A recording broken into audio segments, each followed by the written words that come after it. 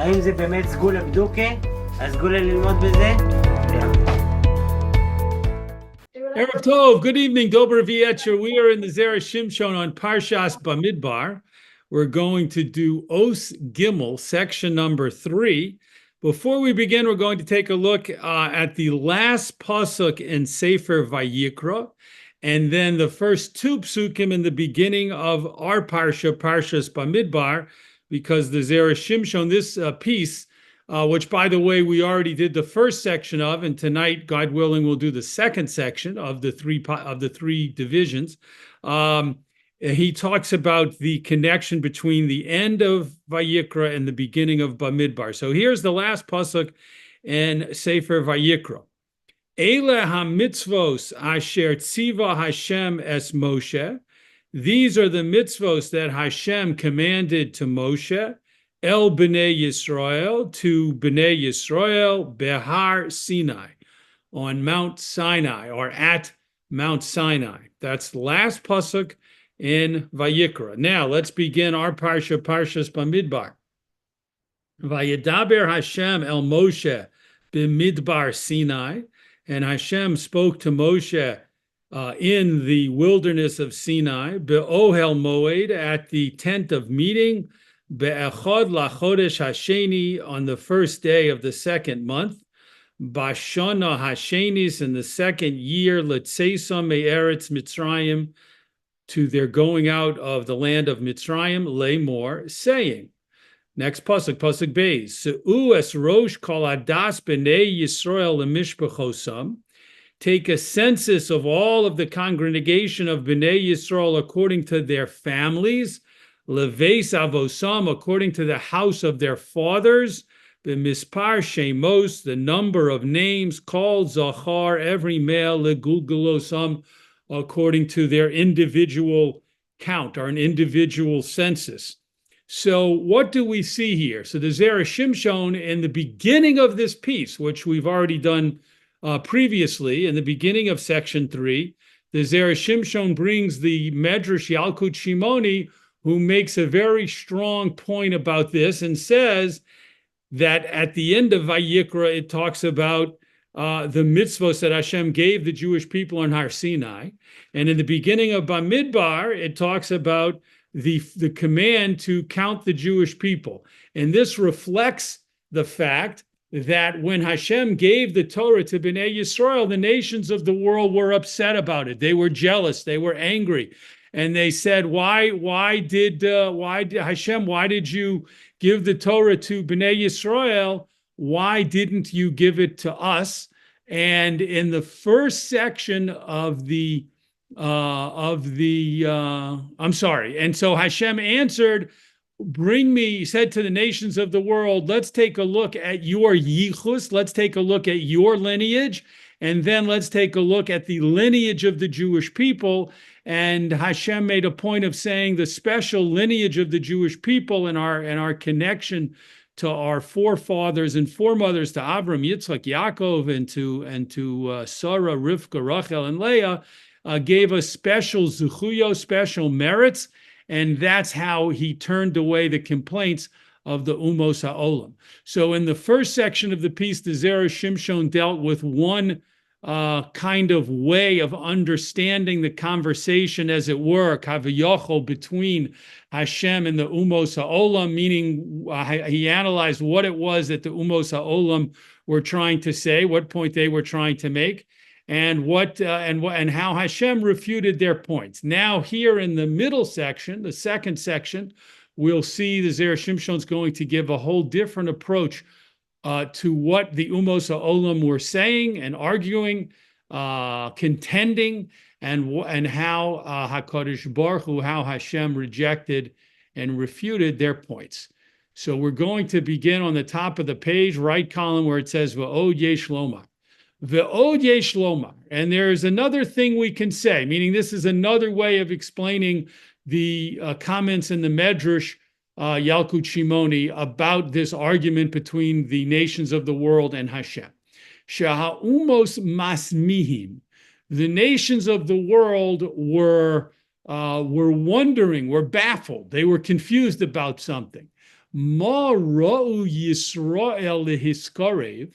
What is it that prompted the Jewish people to approach Velomar and to say, Na'aseh v'nishma, we will do and we will listen, kedei lekabel haTorah, in order to receive the Torah? What motivated them? What incentivized the Jewish people to come accept the Torah? Yoser mishar ha'umos, more than the nations of the world, the other nations, shelo yachlu lekabla, who were not able to accept the Torah.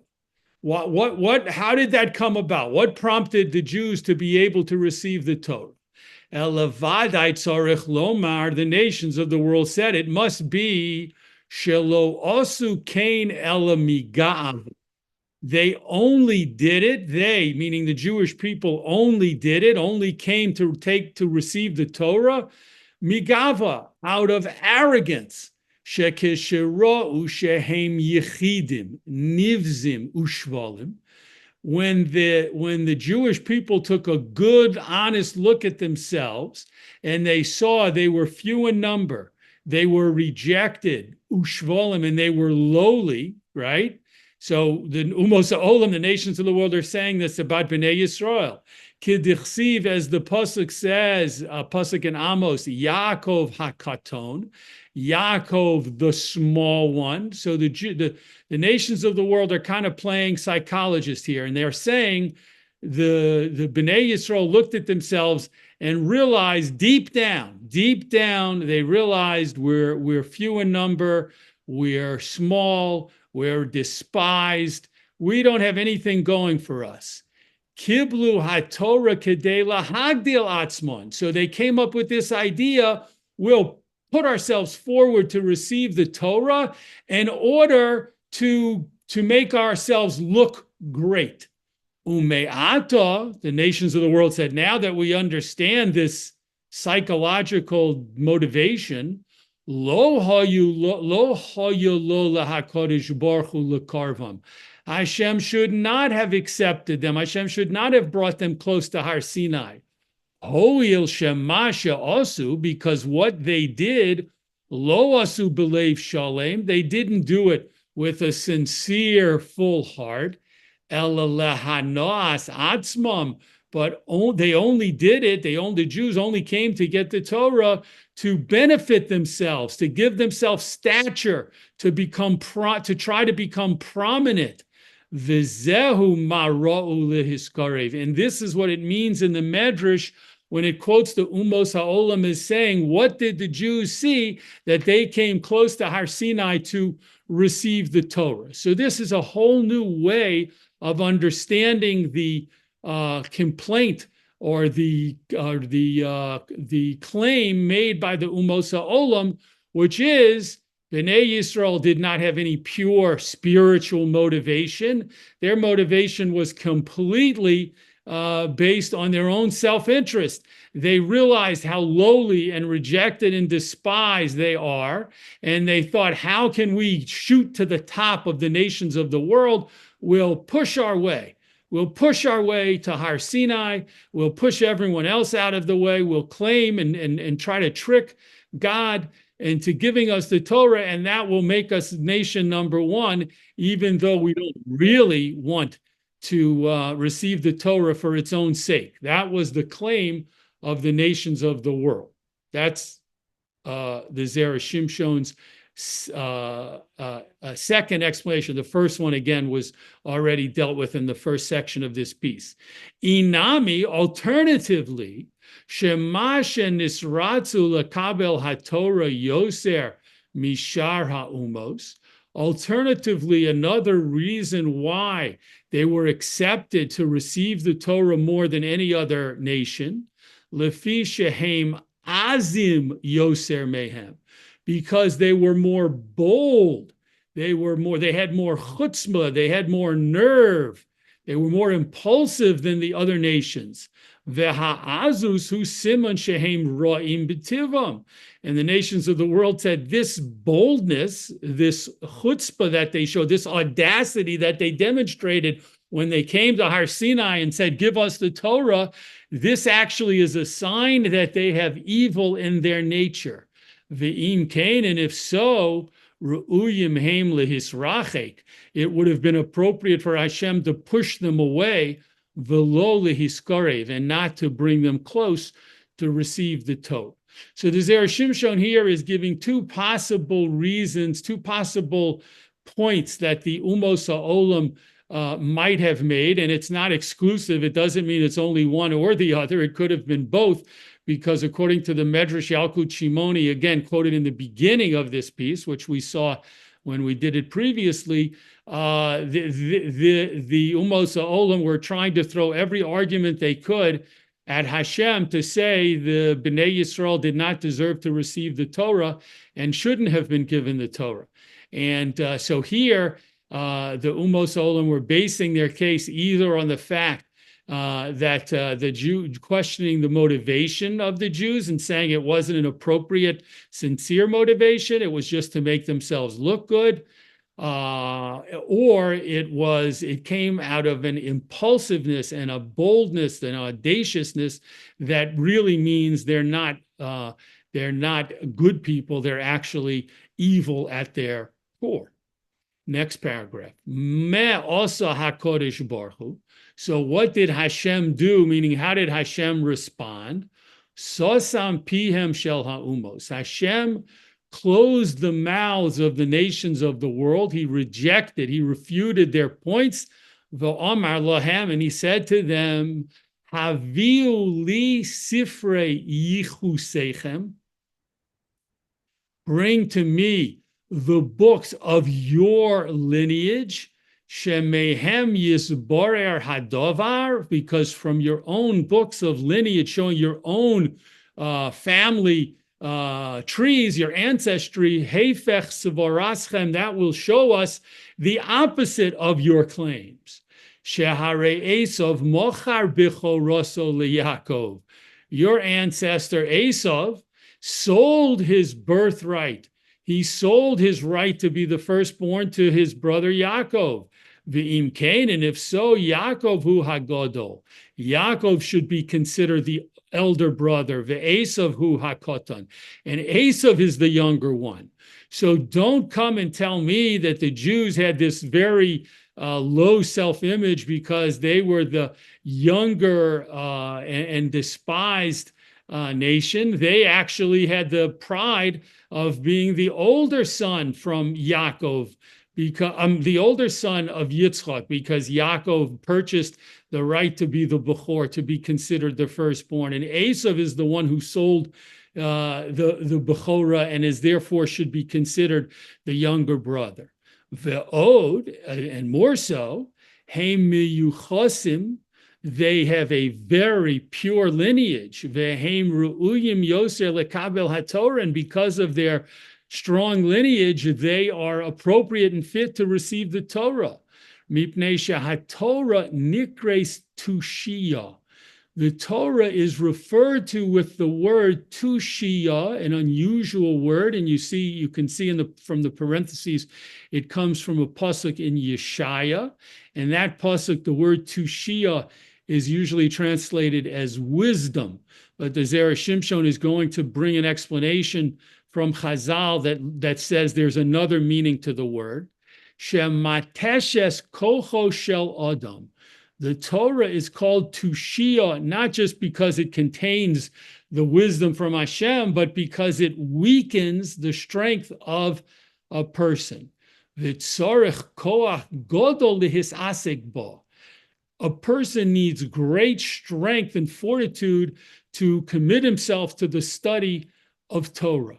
Kida Amar le Rabbi Yochanan le Reish Lakish, as the Gemara and Baba Metzia quotes the great Rabbi Yochanan saying to Reish Lakish, Chelcha le'oraisa, your strength should be used for Torah. Just as an aside, a fascinating, wonderful Gemara there in Baba Metzia, in which Reish Lakish, who was known as a bandit, had tremendous energy and physical strength and prowess.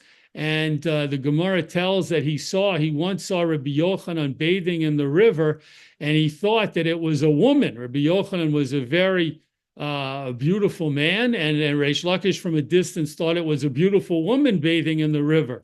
And he zoomed up on his horse and he jumped off tremendous distance off his horse, and he ran with great speed to come ravage this, what he thought to be was a beautiful woman in the water.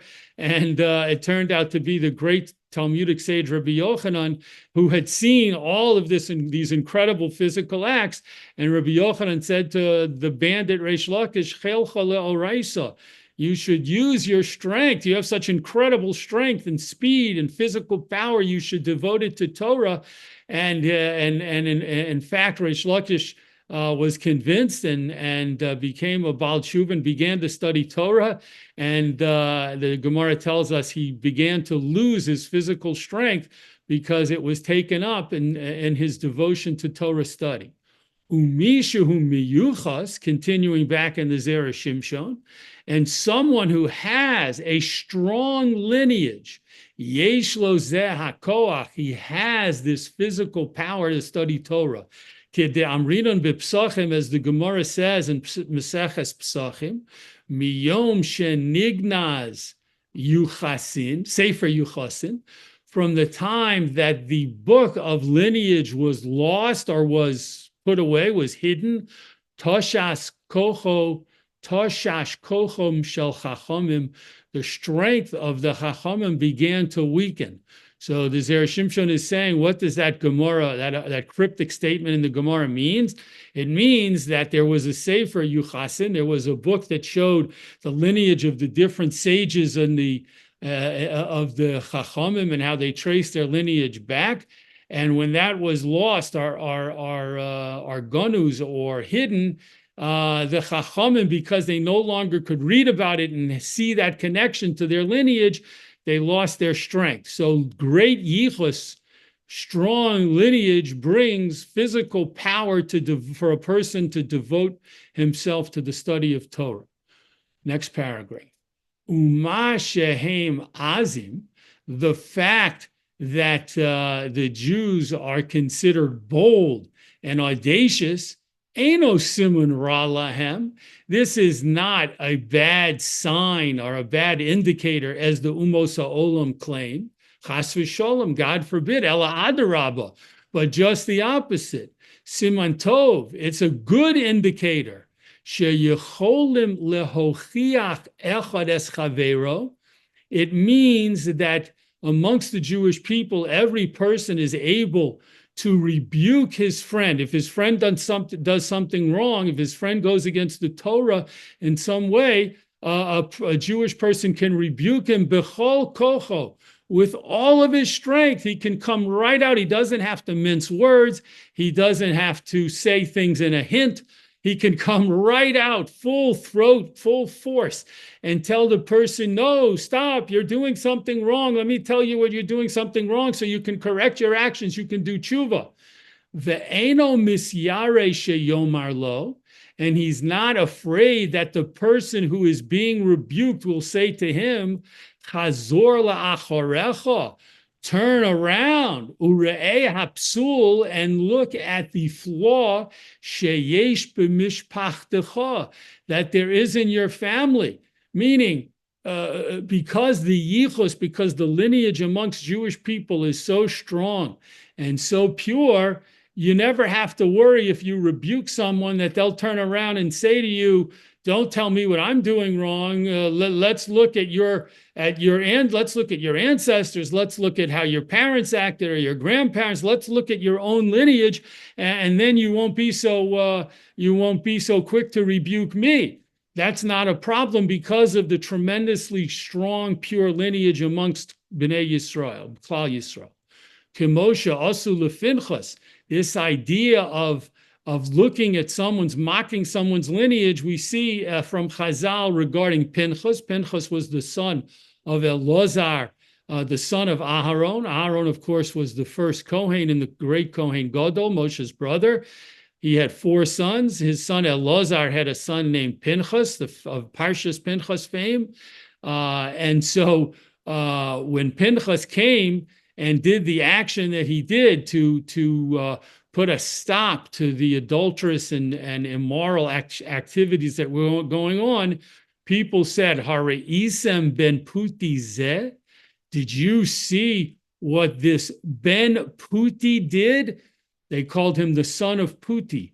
Shepitem av aviimo v'chule. His mother's father fattened calves for avodah zara. This was a reference to the fact that Elazar married, the Torah tells us Elazar, Aaron's son, married Mibenos Putiel, one of the daughters of Putiel.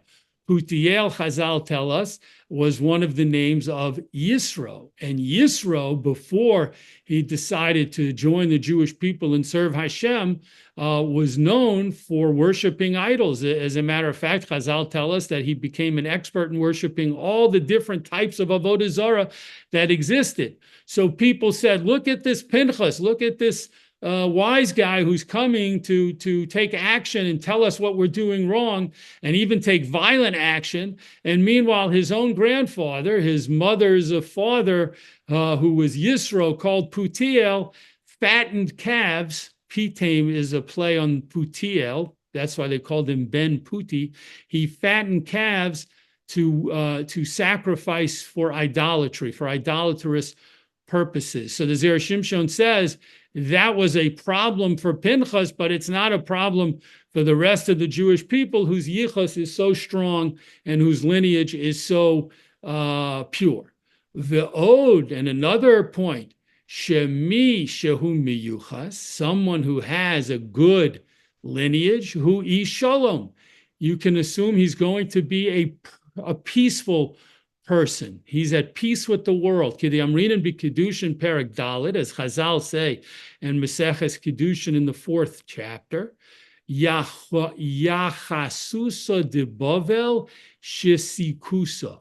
The pure lineage of the Jewish community in Bavel leads them to be quiet. They are sedate. They are peaceful, serene individuals in Bavel because their yichus is so strong. And when you have a strong, pure yichus, you're at peace with yourself. You're at peace with the world. You're not argumentative. You're not you're not stressed out and causing stress. You are a person of shalom, a person of peace. Next paragraph. V'zehu she'amar hakosov, and this helps us understand what the pasuk in Tehillim says. Hashem owes le'amo yitain. Hashem gave strength to his people. Lefi shehem azim, because they are strong. Klomar sheyesh lahem koach, they have the strength from their pure, strong lineage. Nosan lohem haTorah, so Hashem gave them the Torah. Shehi oz, which is strong. V'ha'oz shelahem bo machmas hayachas, and as the Zera Shimshon explained, the strength of the Jewish people comes from their yichus, comes from their strong, pure lineage. Shehu siman hashalom, which the sign for this is peace. Umishum hachi siyem hakosov, and because of this, the pasuk in Tehillim concludes, Hashem yivarech es amo v'shalom. Hashem will bless his people, his nation, with peace. So this is here. It's a wonderful insight into this pasuk, which we know well. Hashem owes li'amo yitain. Hashem gives strength to his people, which Zera Shimshon says means he gave us the Torah. Why did he give us the Torah? Because we are people with a wonderful ancestry going back to our avos and our imahos, and this makes us people of peace, which the pasuk concludes by saying Hashem Yavorech Es Amo Bashalom. So in this section, the middle section of Drush Gimel, of Drasha number 3 on Parsha Bamidbar, the Zera Shimshon continues his analysis and his explication of the Yalkut Shimoni Medrash that the piece opens with, which explains, he gives us 2 more ways to understand what the nations of the world were trying to, how they were trying to convince Hashem not to give the Torah to Klal Yisrael, and how Hashem completely sasam piem, he shut up their arguments, he closed off their arguments completely and refuted everything that they had to say by talking about the strong lineage, the pure lineage of Klal Yisrael, which leads them to have oaths, which leads them to have strength, to commit themselves to Torah, and to be people of shalom, people of peace. May Hashem bless us and the entire Jewish people with peace. B'meheira b'yameinu, quickly and soon. Yasher Koach for joining in the Zera Shimshon this week. We look forward to learning together again, God willing, in the Zera Shimshon on next week's Parsha.